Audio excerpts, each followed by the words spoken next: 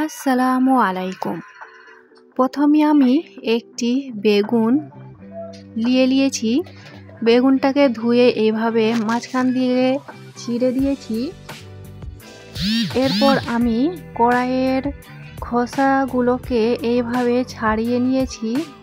এরপর আমি একটি আলু নিয়েছি। এরপর রান্না করার পালা। কুকারে আমি দিয়ে দিলাম 6 চামচ তেল।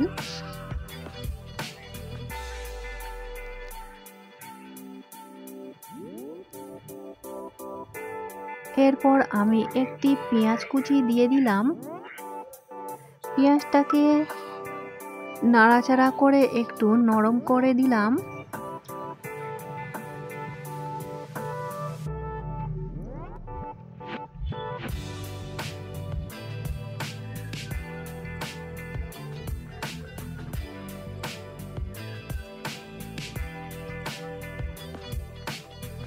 এরপর পেঁয়াজটা নরম হওয়ার জন্য আমি এতে দিয়ে দিলাম স্বাদ মতো নুন। এরপর এতে দিয়ে দিচ্ছি আদা ও রসুন বাটা 1 চামচ। এটা আমি চায়ের চামচের 1 চামচ দিলাম।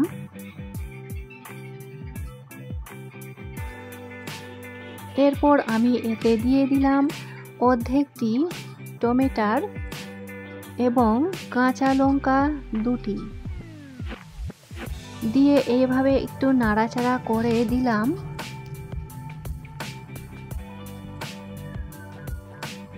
এরপর আমি এতে মশলা দিয়ে দিলাম 1 চামচ হলুদ গুঁড়া, 1 চামচ ধনে গুঁড়া, 1 চামচ লঙ্কা গুঁড়া ও 1 চামচ জিরা গুঁড়া। অল্পটুকু পানি দিয়ে আমি মশলাটাকে এইভাবে একটু নাড়াচাড়া করে কুকারটি ঢাকনাটা দিয়ে দিলাম। গ্যাসটা লো মিডিয়াম আঁচেই থাকবে। এরপর আমি 1 মিনিট পর খুলছি।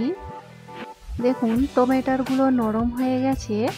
এইভাবে আমি লাকড়ির সাহায্যে ঠুকে ঠুকে একটু ফ্রাই বানিয়ে ফেলবো।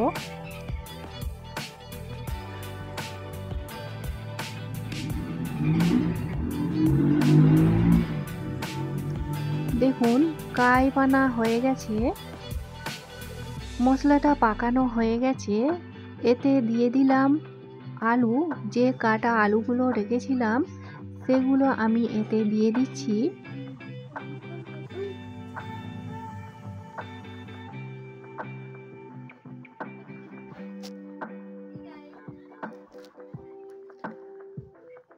আলুগুলো দিয়ে 1 মিনিট আমি এটাকে কষতে থাকবো।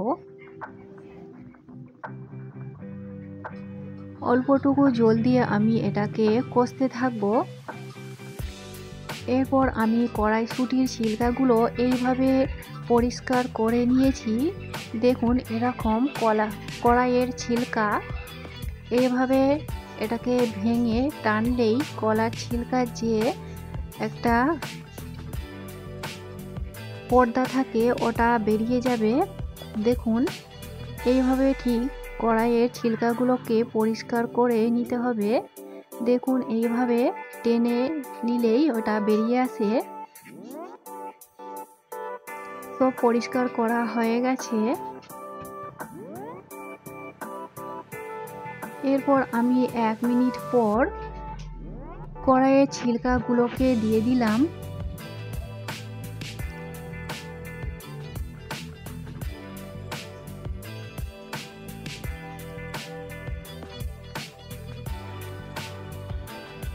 এই কড়াইয়ের ছিলকাগুলোকেও আমি 1 মিনিট কষাতে থাকবো অল্পটুকু পানি দিয়ে।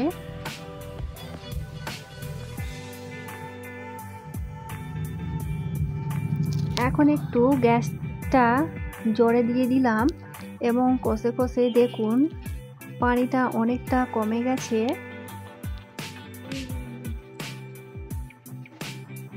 এরপর আমি পুরানো বেগুনটা দিয়ে দিচ্ছি। বেগুনটাকে পুড়িয়ে আমি ছিলকাগুলো তুলে দিয়েছি। এরপর এতে দিয়ে দিলাম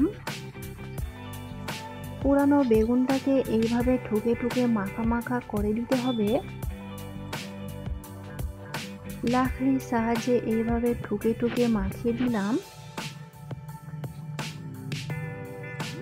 ভালো করে 2-4 বার নাড়াচাড়া করে এতে আমি দিয়ে দিলাম অল্পটুকু জল।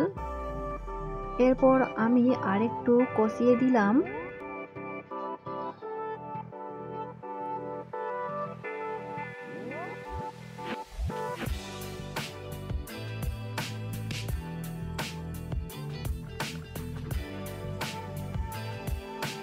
এরপর আমি এটাকে সিটি দেবো। দেখুন কতটা আমি এতে জল দিয়েছি, বেশি জল দেওয়া যাবে না। এতে 4টি সিটি পড়বে। 4টি সিটি দেওয়া হয়ে গেছে। এরপর আমি আমার চ্যানেলটিকে লাইক সাবস্ক্রাইব করে আমার চ্যানেলটির পাশেই থাকবেন। দেখুন আলুগুলোকে আমি লাকড়ির সাহায্যে এইভাবে ঠুকে ঠুকে একটু মাখা মাখা করে দিচ্ছি। এতে রেসিপিটা আরও ভালো হবে, মাখা মাখা হয়ে থাকবে। বাড়িতে একবার ট্রাই করে দেখবেন।